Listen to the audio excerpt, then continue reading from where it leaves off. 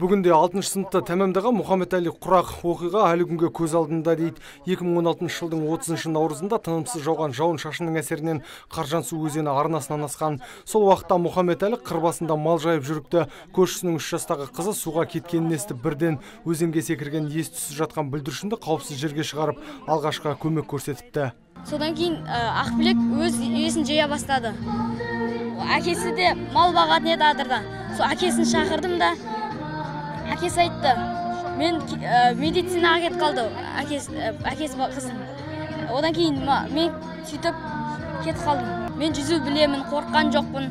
Ол медициналық көмекті мектептерде үйретеді, киноларда көремін. Ол кезде Мұхаммед-Али бар жоғы 4-ші сыныпта оқыған қаршадай баланың көзсіздерлігі еленбей қалған жоқ. Ішкі істер министрлігі кеудесіне төсбелгі тағып, сый-сияпатын үйіп төкті. Ал облыстық төтенше жағдайлар департаменті жыл сайын елеп ескеріп, құрметін көрсетіп келеді.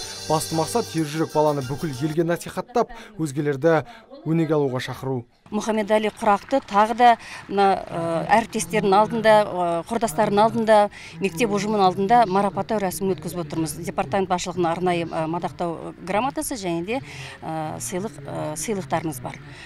Жалпы бұл шараның негізгі мақсаты осындай төтенше жағдайлар кезінде жас балдардың ерлік көрсетіп, батырлық көрсеткендерін насихаттау және де осы балдардың жасаған тірліктері басқа балдарға да өнеге үлгі болсын деп осындай жұмыстар қолға алынған.